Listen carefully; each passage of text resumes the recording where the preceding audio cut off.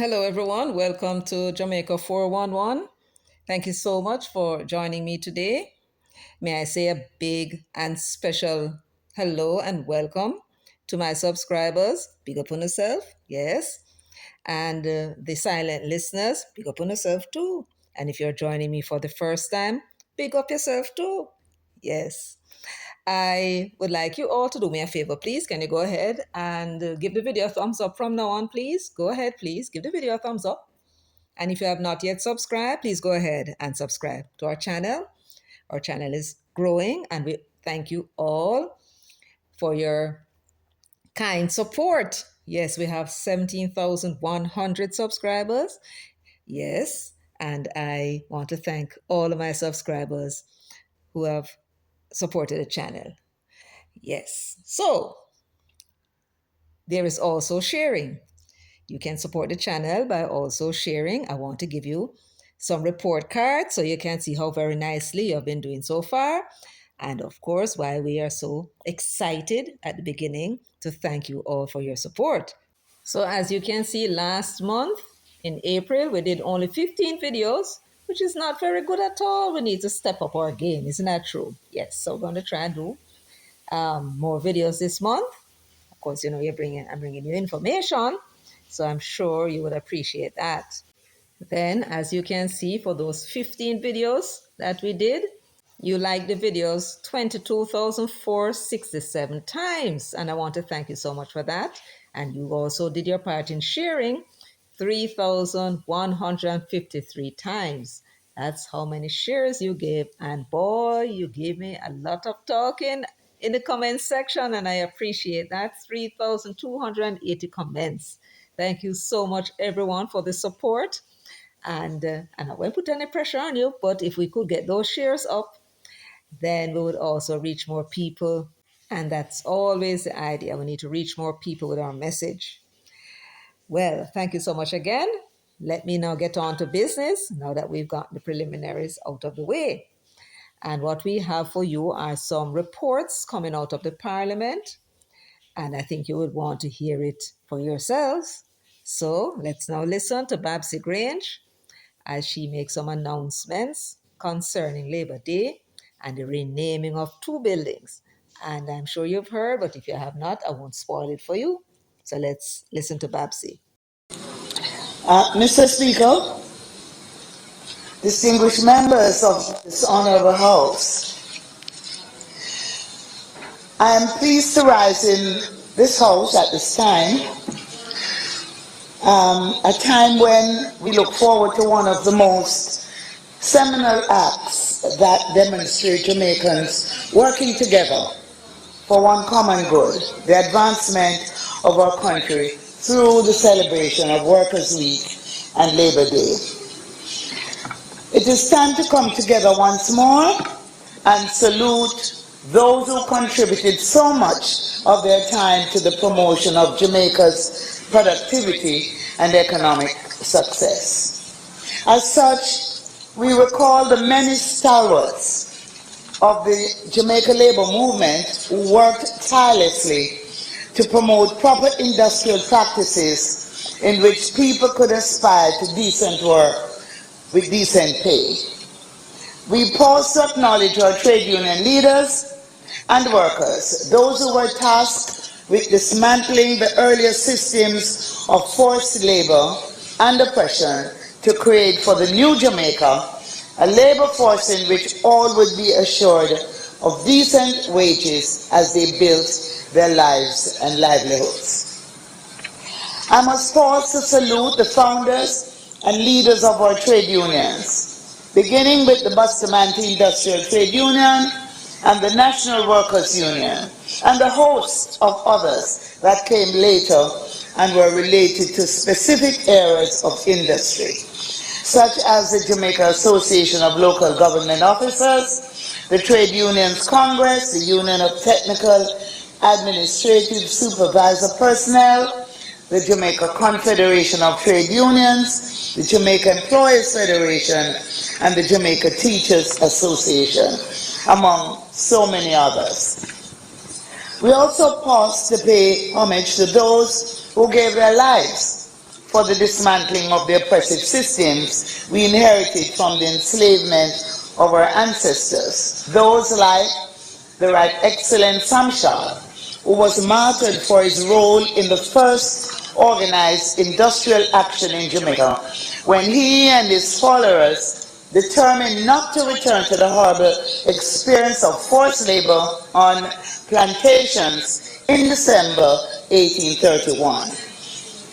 Mr. Speaker, it is instructive that we are able to recognize Sam Sharp's sacrifice for the workers of modern Jamaica by honoring him every National Labor Day with a wreath-laying ceremony commemorating his execution on May 23, 1832. This year, as we have been doing, we will rise early in the morning of Labor Day to first pay homage to Sam Sharp at the National Heroes Park, while the mayor of Montego Bay will lead a team to the monument of Sam Sharp Square, to the monument in Sam Sharp Square, for their wreath-laying tributes to Sam Sharp and his warriors on whose shoulders we stand today. We pause to remember the Right Excellent Paul Bogle and the Right Excellent George William Gordon, who were determined to represent the masses of the Jamaican people who were still shackled because of inadequate working conditions, declaring liberty of person, liberty of land. Both of these national heroes were also martyred for demanding better working conditions for the newly freed people of Jamaica in October 1865. We also pause today to remember those who participated in the resistance and riots of 1938, as once again the people of Jamaica resisted and revolted for better working conditions. As it became painfully clear that the colonial powers, while promoting emancipation, were using colonial practices to maintain their oppression of the working poor of Jamaica. Mr. Speaker, since then, we have had leaders like the Right Excellent Sir Alexander Bustamante, the Right Excellent Norman Manley, Aggie Bernard, St. William Grant, the Most Honorable Edward Seaga, the Most Honorable Michael Manley, Lynden, Newland, and a host of other politicians and trade unionists in the likes of former Prime Minister, the Most Honorable Hugh Lawson Shearer, and the former Prime Minister, the Most Honorable Portia Simpson. Madam Speaker, I particularly mention these latter because of a special part of the celebration of Workers' Week 2025. We have decided that the National Insurance Building at National Hero Circle will be named the Lynden Gladstone Newland Building, and that the main building at the Ministry of Labour and Social Security at 1F North Street will be named the Portia Simpson Miller Building. Both acts are in recognition of their outstanding contribution to the movement for the rights and proper working conditions of Jamaican workers. Mr. Speaker, also worth mentioning at this time is the coincidence of the start of Workers' Week and Labor Day 2025 on Sunday, May 18, with the anniversary of the birth of the Most Honorable Hugh Lawson Shearer, himself a stalwart of the labor movement. To this end, there will be a special floral tribute in his honor at the National Heroes Park at 3 p.m. after the Workers' Week and Labor Day Thanksgiving service earlier that day at the Holiness Christian Church at Port Henderson Road, Portmore, which starts at 9:30 a.m. So there you have it. This is government in unity, recognizing even your opponent's contribution to national development. I think that that's an excellent idea. And Portia will get her own building. And that will be the building, that's the Ministry of Labor and Social Security building at 1F North Street. It will be named the Portia Simpson Miller building, and the NIS building at Hero Circle, that will be renamed Lynden Gladstone Newland building. Now we all know who Portia Simpson Miller is, but who exactly is Lynden Gladstone Newland? Well, let's find out. Well, according to the Ministry of Labor and Social Security website, it says that Lynden Gladstone Newland, a Jamaican legend and pioneer in the field of labor and social security. And on Wednesday, in May of last year, 2024, they had unveiled a bust in his honor. So, what were his achievements? It says here Newland's legacy includes co founding the Jamaica Labour Party. I never know it had a co founder, I thought it was only Buster. And serving as Minister of Labour and National Insurance from 1962 to 1972, where he introduced a national insurance scheme, a groundbreaking initiative that continues to provide financial security for Jamaican families. The ceremony was held in recognition of Newland's contribution to our social security net as the founding father of the NIS, a testament to his vision to boosting Jamaica's development and his commitment to public service. So that's who Lynden Newland was. He was the man who pioneered the NIS, National Insurance Scheme, which, many pensioners, many can look forward to when they retire. Now, I don't know if you did, but I found it quite an amazing thing when I heard Babsy say that Sam Sharp was hanged on May 23, 1832. I didn't know that. And then I wondered about it because Labor Day is celebrated as May 23 of each year. So, was that where it originated from? Well, based on what they have here, they said that in 1960, Norman Manley, who was the premier at the time, he had presented a bill before the Parliament on June 15, where they amended the holiday public general law. And he had named in that act May 23 to be National Labor Day and abolished May 24 of each year as Empire Day. May 24 at that time was instituted in 1904 to celebrate Queen Victoria's birthday. So May 24 was her birthday. So when we brought that act before the Parliament, it instituted National Labor Day and abolished Empire Day. So what was so special about May 23 that should be named Labor Day? Basically speaking, the events of 1938 was what made a big change for workers in Jamaica. That was the day that marked the beginning of a major island-wide upheaval in terms of persons going on strike. You had the dock workers going on strike, and a whole lot of persons all over were going on strike beginning on that day. It was the following day, May 24, that Buster Manty was arrested with St. William Grant at the Fire Brigade service in Kingston. After Buster Manty's arrest, May 24, 1938, Norman Manley addressed the dock workers. Now that Buster was not there, he felt that somebody else had to step up, so he decided to step up. And it was during that meeting of the people on the docks that he decided that, you know what, and I suppose the people on the docks said, yeah man, go and go start your party.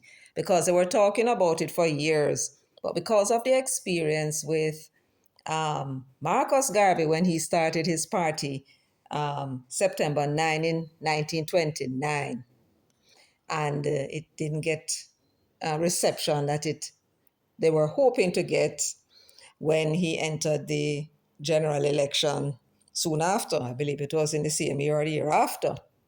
So, though they knew that what was required was organized politics, nobody wanted to take the chance. And they wanted Norman Manley to set up a party because of his influence, and he was balking. That night, though, when he addressed those dock workers, something changed. And he then went home and spoke to his wife, Edna. He called her E and told her, look, we're going to do this thing. Our lives are going to change. And she agreed. And that was when the People's National Party was born. So that change, which ultimately led to our independence in 1962, began in 1938, May 23, those events. Because with Norman Malley taking the decision to enter into politics and Buster joined him, he started the People's National Party. Buster was there with him for a short period, for a year. And they were not going to go into any elections unless there is universal adult suffrage. There's no way the party would have survived had they gone to the polls. They would have failed, just like Marcus Garvey's party failed. Why? Because at that time, it was a privilege to vote. You vote when you're 21, if you're a man, 25 if you're a female. If you're paying 10 shillings in taxes, or £1 if you're a female, you can read and write, or your own property. So they were not going to allow people who could not read and write, don't own nothing, to vote alongside them. So when Marcus Garvey created his manifesto and put that before those set of voters, of course, he was rejected. Norman got smart, he and Buster, I'm sure, and they work out that what they need is universal adult suffrage. Once they get the universal adult suffrage, the power of the white man will be no more. And so they couldn't avoid it, because they are running around the place talking about democracy and rights and freedoms and all them, something different from them time. And so we got universal adult suffrage, I believe, in 1944. And the first elections on the universal adult suffrage was held in December 14 of 1944. Jamaica in that year, 1944, became the first non-white country to have achieved universal adult suffrage. And it may be said that it was Jamaica who showed the rest of the world how to peacefully get rid of these colonialists and imperialists, how to end their power with a simple use of the ballots without the use of bullets. And as a result of our achievements, and we led the way, all the other countries in the world, in Africa and elsewhere, that were subjugated to these colonialists, they too began to demand universal adult suffrage and to allow their peoples to vote. Many of them did not succeed because the Europeans were not willing to give it up. They saw what happened in Jamaica, and they were not willing to grant universal adult suffrage. Those persons had to use and resort to the guns in order to succeed in ridding themselves of these nuisance white people. It is absolutely amazing that as a people, we don't recognize, especially in the leadership who make these decisions, that we in Little Jamaica were the ones who show the rest of the world the way. That is why you notice when these African leaders manage to free themselves from those white people, one of the first places they come is to Jamaica. Why you think that was so? Yes. Now you know. So that May 23, 1938 was a very, very important date. It is odd, it seems to me, and probably requires research. How we're going to do that, I don't know. That the workers decided to put on them foot and had an island-wide strike it was on May 23, because that was also the day when Sam Sharp was hanged. I remember Sam Sharp was the one who, very cleverly in my view, organized the strike where he got the slaves, house slaves and field slaves, to put on a machete and put on a broom and say them a strike unless they might get them freedom. I think it's a freedom they wanted, right? Of course, at the time, he would have been reading in the British press where the people over there, the white people, were telling the um, British Parliament that the black people them don't want no freedom. They're very happy being slaves, and them to cut out this foolishness about them want freedom. They don't want no freedom, right? He read it. He could read, and so he decided to show them the only way, if he was just going to burn down the plantation, and told those people it was never going to happen. So what he did, told them that they were going to go on a strike. Well, that never sound too bad. Not sound like Master going hang them over that. And while they were striking, he was also organizing the burning down of plantations, right? And therefore, when it did finally happen, there were general strike for freedom, and then at the same time you have the burning down of plantations. And that sent the signal to the parliament in Britain that, look, I don't know what our chat say. See the people them down there raise backside and burn down our plantation and kill two white people. The thing needs to stop. And it was that very clever organization of Sam Sharp. Cost him his neck, yes, but it gave us our freedom. And that hanging took place May 23. Now, why it was that those workers decided to strike on May 23, 1938? Is it a coincidence? Well, your guess is as good as mine. But if it was not a coincidence, then it would have meant that the strikes on May 23, 1938 was organized. Yes, organized. The question is by whom? That's very interesting, isn't it? And I shall, in a little spare time, dig to see if I can discover who was talking about the rebellion which led to the hanging of Sam Sharp 1832 on May 23. Because the idea of a national strike had to begin somewhere. And if that discussion was held in the media, then somebody would have had the idea once they go on strike and others went on strike that day, the others would follow. It's as simple as that, without the British authority even know what was happening. But Norman Manley searched far and wide and could not find that there was an organizer. But we will check it out for ourselves. I think it's worth it. What do you think? Let me hear what you think in the comments section. Tell me if you knew all this. Believe it or not, I'm discovering some of these things for the first time. And it's funny when we have holidays and so on, we just take them for granted, not true, without even thinking about them much.